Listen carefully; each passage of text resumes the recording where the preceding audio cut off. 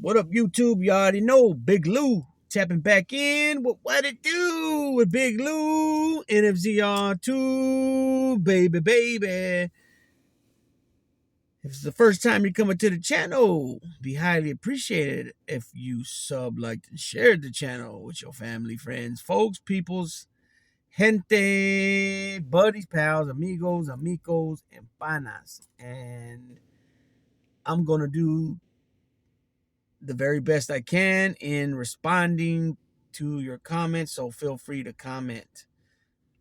There's a lot of times I don't get the notification that there was a comment there. So last night I went through like 20 videos and commented to people that I missed from back then.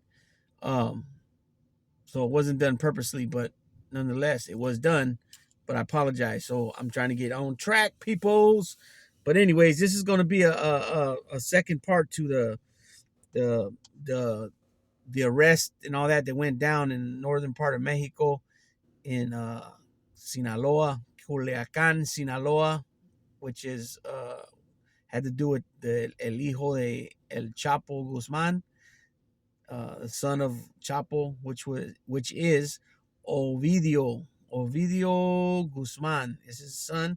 He was taken into custody, but there was a lot of bloodshed. Right, I did talk about that, but now this video is going to be about the numbers, what happened, and what's going on with the government and stuff like that. So, um, extradition of El Chapo's son to the U.S. halted after 29 killed in arrest operation. Right, this is reported by CNN. Elizabeth Plaza,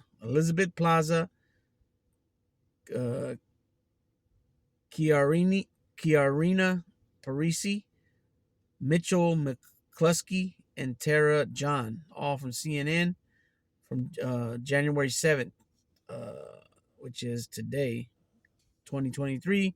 But I got the article at 3 o'clock in the morning.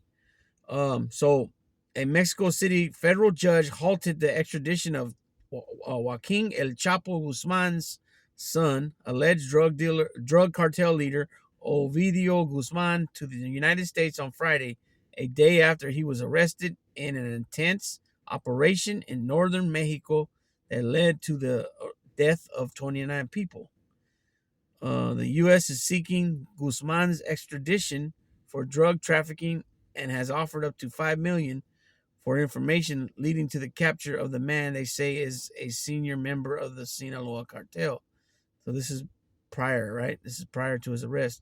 On Thursday, Mexico's Foreign Minister Marcelo Ebrard confirmed that there is an arrest warrant in the U.S. dated September 19th, 2019, but said the possible extradition of Guzman would not be immediate due to the formalities of the law. He also stated that Guzman has ongoing legal proceedings in Mexico.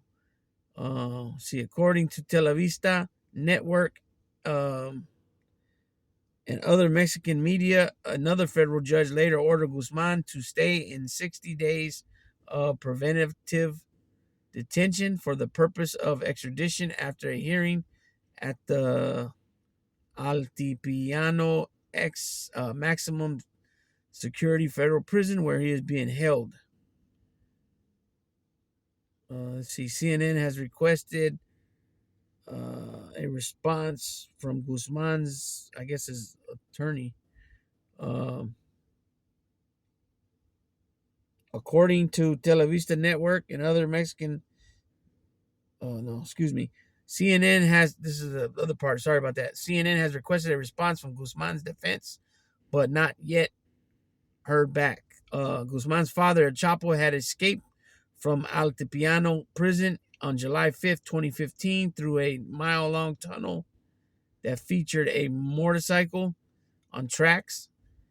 He was later captured and convicted in the U.S. 4 years later of 10 counts of including engaging in a continuing criminal enterprise, drug trafficking, firearms charges.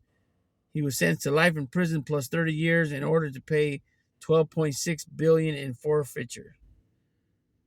Ovidio Guzman was previously arrested by federal,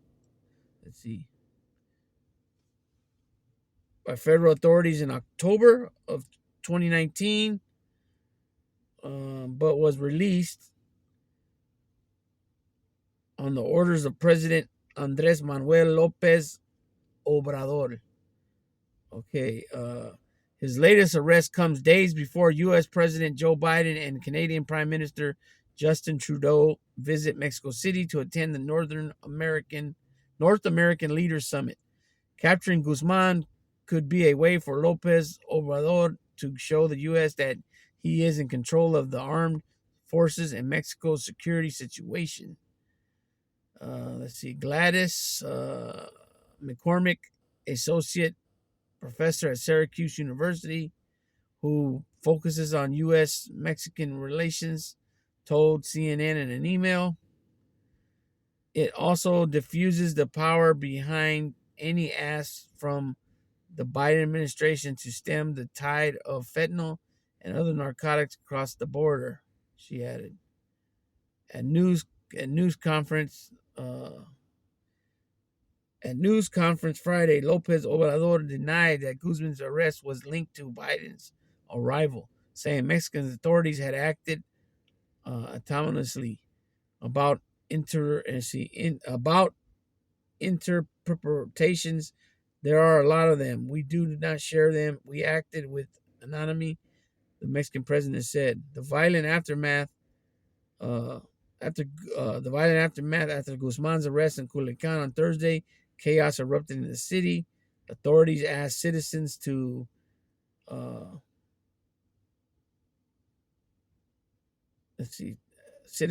seek refuge due to clashes in several areas. His arrest was the result of a lengthy operation which involved 200 special forces. Defense Minister Luis Crescencio Sandoval said Friday local officials urged citizens to shelter at home amid clashes with cartel members in various parts of the city. At least 19 suspected gang members and 10 military personnel died during violent clashes in the northern Mexican state of Sinaloa. After authorities arrested Guzman along with 21 others, civilian deaths or injuries were not reported. No civilian deaths or injuries were reported. Security at Altiplano prison has been increased since Guzman was detained, the minister added. The president later said on Friday that the city was calmer and officials were working to clear the roads. In Culiacan, we opened all the blocked roads and we are working on removing the vehicles that are alongside the streets, Lopez Obrador said.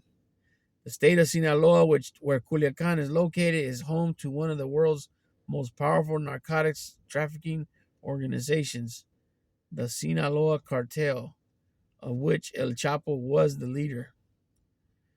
The U.S. State Department wrote that law enforcement investigations indicated that Guzman and his brother, Joaquin Guzman Lopez, inherited a great deal of narcotics proceeds following the death of another brother, Edgar Guzman Lopez. They began investing large amounts of cash into purchasing of marijuana in Mexico and cocaine in Colombia.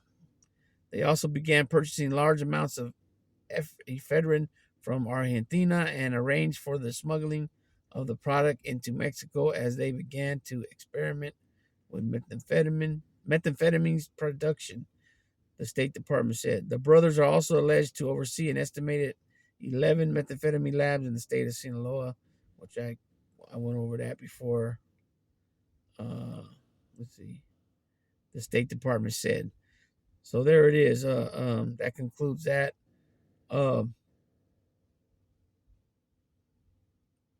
It was a lot of it was a lot of damage done there. But these boys don't play, right? I mean, they're willing to like a death oath, pretty much. They're willing to do all they got to do, all they can do to protect whoever the subject is. If it's Jose, if it's Juan, if it's Carlos, if it's uh, uh, what's another one? Manuel, if it's Tito, if it's uh, you know Daniel, Gabriel, whoever it is that that there's a security detail for, they're gonna go out with a bang, and that's what a lot of these guys did.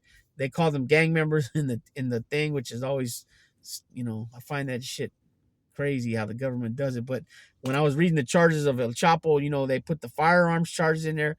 Anytime when it comes to the federal government, anytime dope and guns are being in the same thing, same indictment, they're gonna screw you over. I've been learning some things from Chad Marks from Blood on the Razor Wire. If you guys haven't, go check him out. Very intelligent individual.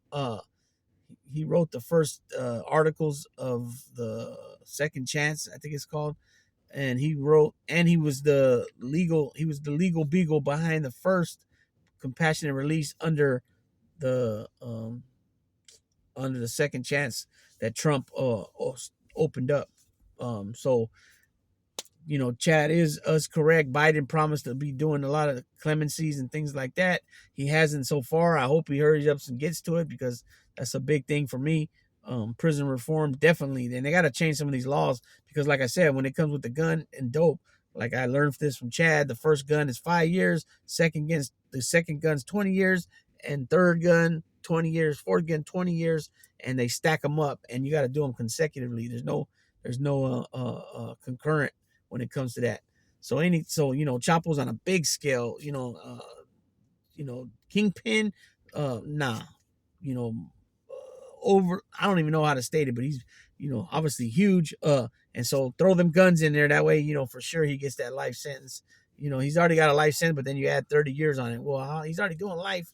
What's the 30 years? You know what I mean? Anyways, back to what I was saying. These guys were, they went out with a bang. These dudes were doing their thing, protecting Ovidio Guzman, and with their life, you know what I mean? And then on the other side, the law enforcement, some of them were, doing the same thing. You know what I mean? They want whoever the subject is they're looking to arrest and put in handcuffs. They want that individual, and that's how things roll when it comes to some of these countries. They'll shoot it out, bang bang. You know what I'm saying? Like the old Wild Wild West. And so a lot of vehicles got destroyed, a few fires, things like that. So it was somewhat like, I imagine it was somewhat like a mini riot, not a mini, but a smaller compared to. I was thinking of L.A. when the Rodney King verdict, with the officers involved with the beating of Rodney King. That's what I was thinking of right now. But that's why I said mini. But nonetheless, these guys were down, and that's how it's supposed to be when you're in that lifestyle. I heard a story yesterday from Vegas Profile Stories. Go check him out, Rick, over there at VPS. He told a story about some when they had that deal in what was it, Sparks, Nevada, with the Hells Angels and the Vagos or the Mongols. I forgot, it's one of those. And how it all started. The guy who started the whole deal, he ended up being the one that flipped and told on people. You know what I mean? And then later on lied on the stand years later after the guy already started doing whatever he did, and then he got out, and then they indicted him on the RICO and the feds, but they beat it because this liar gets on the stand. And that's what another thing that people, things need to, when it comes to the reform, the judges need to be more on top of things. They're the referee. The DA should not be putting guys up there they know that are lying, or that they're going to get tore apart by the defense attorney because they're lying. You know what I'm saying? It is what it is. But yet the judges a lot of times sit there and just let everything go, and then they pick and choose what they want to rule on. You know what I mean? Or interrupt, or however. You know what I mean?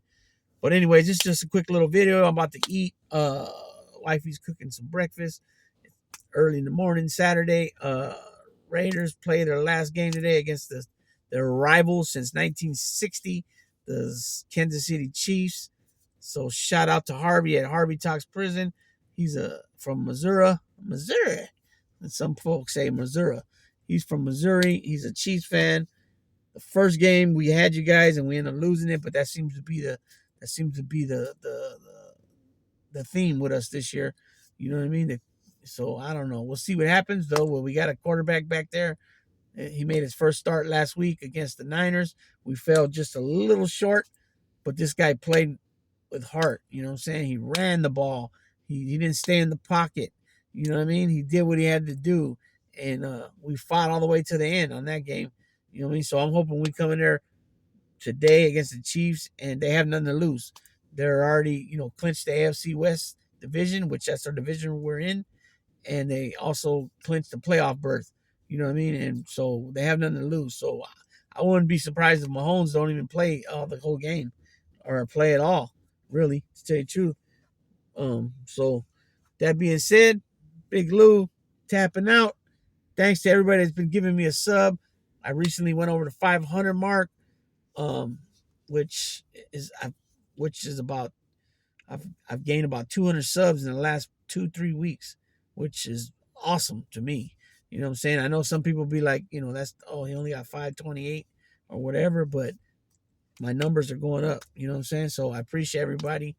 And I appreciate everybody that watches this video later, that's sub later. Appreciate everybody. Shouts out to Flacco for looking out, helping out. Shouts out to J Cat Scat. Shouts out to Chango de Sanho. Also Mad Max 408, M Star Media, Taliano 559, Rich DM 650, Demo DeVille, right? These cats been, showing me love on top of a lot of other people. Big Weddle Duran. There are a lot of people. Those are the ones folks that are coming to my mind right now. But if I missed you, I didn't do it purposely. It's just hard to remember everybody. But that being said, Big Lou gone this time.